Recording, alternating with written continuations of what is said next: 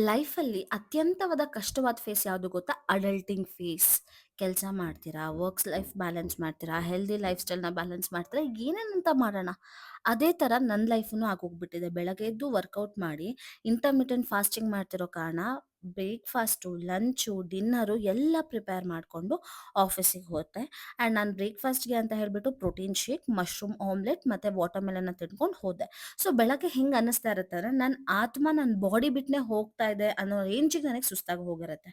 So ಆಫೀಸಿಗೆ ಬಂದು ಸ್ವಲ್ಪ ಕೆಲಸ ಮಾಡಿದ ನಂತರ ಲಂಚ್ ಬ್ರೇಕ್ ಶುರುವಾಯಿತು. ಸೊ ಲಂಚ್ಗೆ ಅಂತ ಹೇಳ್ಬಿಟ್ಟು ನಾನು ಓವರ್ ನೈಟ್ ಸೋಕ್ಡ್ ಓಟ್ಸ್, ಕ್ಯುಕಂಬರ್ ಮತ್ತೆ ಕ್ಯಾರೆಟ್ನ ತಿನ್ಕೊಂಡೆ. ಆ್ಯಂಡ್ ಸ್ನ್ಯಾಕ್ಸ್ಗೆ ಅಂತ ಹೇಳಿ ಸ್ವೀಟ್ ಪೊಟ್ಯಾಟೋನು ಪ್ಯಾಕ್ ಮಾಡ್ಕೊಂಡು ಬಂದಿದ್ದೆ. ನಾನು ಇಂಟರ್ಮಿಟೆಂಟ್ ಫಾಸ್ಟಿಂಗ್ ಮಾಡ್ತಿರೋ ಕಾರಣ 6:37ಗೆಲ್ಲ ಡಿನ್ನರ್ ಆಗೋಗುತ್ತೆ. ಬ್ರಾಕ್ಲಿ ನಾನು ತಿನ್ನೋದೇ ಇಲ್ಲ, ಬಟ್ ಹೆಲ್ದಿ ಅಂತ ಹೇಳ್ಬಿಟ್ಟು ಬ್ರಾಕ್ಲಿ ಪಾಲಕ್ ಕಿಚಡಿ ಮಾಡ್ಕೊಂಡಿದ್ದೆ. It was yum guys.